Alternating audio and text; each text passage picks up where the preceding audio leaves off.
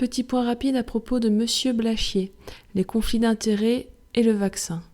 Pour rappel, Monsieur Martin Blachier est un médecin épidémiologiste, PDG de la société Public Health Expertise, qui, via des modélisations mathématiques fantaisistes, avait prédit en avril pas moins de 80 000 morts de plus qu'importent les masques ou les gestes barrières.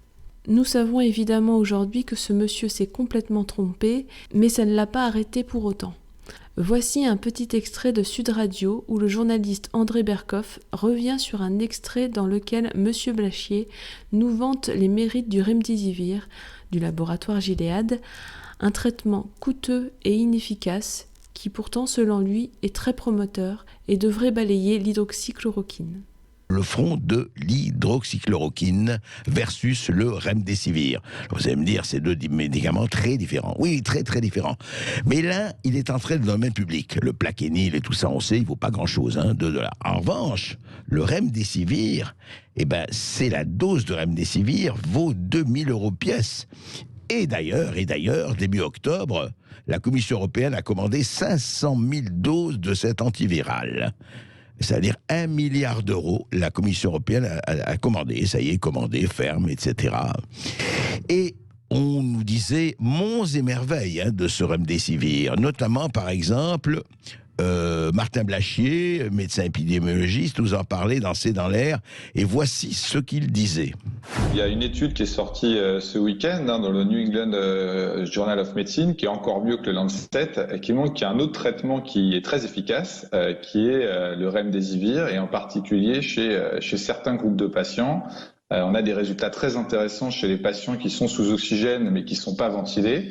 Donc ça, je pense que c'est un vrai espoir pour les patients et on va en entendre parler, je pense, et ça va très probablement un petit peu balayer les histoires de l'hydroxychloroquine. Alors, on va balayer l'hydroxychloroquine, on va plus entendre parler que le Remdesivir. Mais, vendredi dernier, l'Organisation mondiale de la santé, c'est pas rien, on se rappelle que le Lancet avait fait des études bidons, et sans parler du New England Journal of Medicine, a mis à jour son avis sur l'utilisation de Remdesivir comme traitement contre le Covid-19. Eh bien, l'agence onusienne, l'OMS, déconseille de recourir à ce médicament développé par le laboratoire Gilead. Il dit, on ne peut pas dire à ce stade que le Remdesivir n'a aucun bénéfice, mais le fait que son efficacité n'ait pas été prouvée, c'est l'OMS qui parle, conjugué à ses inconvénients, possibles effets secondaires et coûts, conduit à ne pas le recommander. Alors juste un mot, mais la Commission européenne les a achetés pour les distribuer aux divers États, dont la France, dont les autres. Alors qu'est-ce qu'on fait? On le prend, vu ce qu'ils disent, vu que c'est loin d'être absolument d'une efficacité parfaite ou pas? Question, on ne sait pas. Et l'hydroxychloroquine qu'il fallait être balayé, etc. Et bien là, c'est l'autre front. Alors l'autre front, le professeur Raoult a été condamné en France par l'Ordre des médecins. Une section disciplinaire a convoqué le professeur Didier Raoult dans le cadre d'une plainte lancée en septembre par la Société de pathologie infectieuse de langue française. Alors on y va, là on ne mâche pas ces mots. Infraction avec les recommandations des autorités de santé, thérapeutique et association médicamenteuse non éprouvée, au minimum inefficace, au pire dangereuse. Ils vont même jusqu'à accuser le professeur, oui, de charlatanisme. Alors, effectivement, elle n'est pas interdite. On ne va pas rappeler toute l'histoire avec Agnès Buzyn qui rangeait la chloroquine au rang des substances dangereuses, etc., etc. Et puis, on a vu quand même qu'il y a des gens qui ont réagi, notamment au Sénat américain. Le sénateur républicain Ron Johnson, interrogeant le docteur Fared.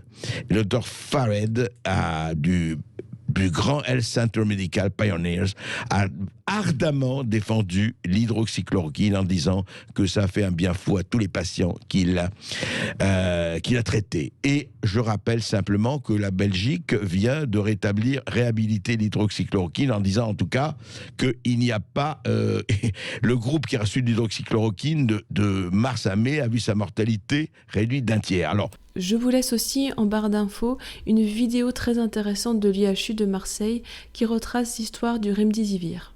Dans un autre extrait, cette fois-ci lors d'un débat avec Louis Fouché, M. Blachier revient sur l'importance qu'a à ses yeux l'industrie pharmaceutique et met une confusion entre lien et conflit d'intérêts. thérapeutique. Et il n'y a aucun médecin qui pense qu'on peut faire de l'innovation thérapeutique aujourd'hui sans ces machines de guerre que sont effectivement l'industrie pharmaceutique. Donc après, il y a des liens d'intérêt, mais il y a des liens d'intérêt tout le temps dans la vie. Tout le temps, je veux dire, les gens sont des hommes, ils ont des sentiments, ils travaillent avec des gens, après il y a des relations qui se créent, après c'est comment on met en place un fonctionnement pour qu'on ait finalement quelque chose qui soit assez clair et transparent. Pourtant, en lisant des livres comme Les inventeurs de maladies de Georges Blech, ou encore L'énorme pavé Big Pharma, une industrie toute puissante qui joue avec notre santé, livres qui reviennent sur de trop nombreux scandales pharmaceutiques, nous comprenons tous les dangers que peuvent apporter les conflits d'intérêts sur la santé publique.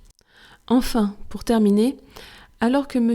Blachier s'est trompé de nombreuses fois avec ses modélisations, qu'il a vanté les mérites d'un traitement à la fois inefficace et dangereux pour les patients, et qu'il a ignoré le danger des conflits d'intérêts, il vante à présent ce vaccin développé en moins de 12 mois alors que nous n'avons strictement aucun recul sur les effets secondaires. Comme l'a dit ce médecin belge dont je vous mettrai l'extrait à la fin de la vidéo, l'argent n'achète pas le temps. Et personne ne peut garantir aux personnes qui se feront injecter ce vaccin qu'ils n'auront aucun effet secondaire les années qui suivront son injection. L'autre chose sur les vaccins ARN, je pense qu'on ne se rend même pas compte de l'intérêt qu'ont les vaccins ARN.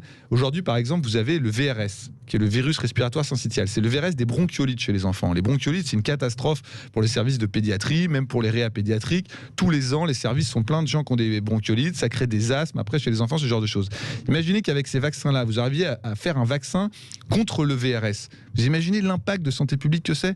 Et pourquoi on ne voit pas les côtés positifs parfois dans la vie? Pourquoi on ne voit pas que finalement la médecine pourrait être transformée par ces nouveaux vaccins? On préfère dire que c'est scandaleux, que l'industrie pharmaceutique a des liens d'intérêt, qu'elle est en train de nous libérer.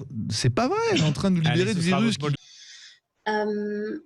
Mais ça veut dire qu'en fait, c'est un vaccin qui aura été trouvé, testé et produit en moins de 2 ans, moins d'1 an et demi, ce qui me semble vraiment extrêmement court. On nous a toujours appris, on a toujours vu que pour mettre un médicament ou un vaccin sur le marché, il fallait énormément de temps, en moyenne une dizaine d'années, pour passer toutes les phases cliniques, la première phase, la deuxième phase, la troisième phase, avant ensuite d'être validé par les autorités et ensuite d'être mis sur le marché. Donc, il y a toute une partie administrative, évidemment, mais évidemment, celle qui prend le plus de temps, ce sont les tests de phase clinique qui permettent de tester pendant plusieurs années un médicament ou un vaccin sur une population de quelques milliers de personnes, des volontaires, et de pouvoir vérifier si à long terme, à moyen terme ou à long terme, des effets secondaires graves apparaissent. Donc, je ne sais pas exactement laquelle de ces phases a été raccourcie, mais clairement, il a fallu en raccourcir pour pouvoir nous sortir un vaccin en 1 an et demi ou 2 ans. Pour moi, ce n'est pas très rassurant. C'est beaucoup trop rapide. On a investi des milliards, certes, l'Union européenne a investi des milliards pour faire avancer la recherche. Le Covid a clairement été un accélérateur pour ça, mais on n'achète pas le temps, en fait. Les milliards n'achètent pas le temps. Et le temps qu'il faut, les 2, 3, 4, 5, 6 années qu'il faut pour tester un vaccin à large échelle ne sont pas achetables. Donc, je ne comprends pas comment on peut arriver, en plus, à amener ça comme une solution miracle à laquelle il faudrait croire.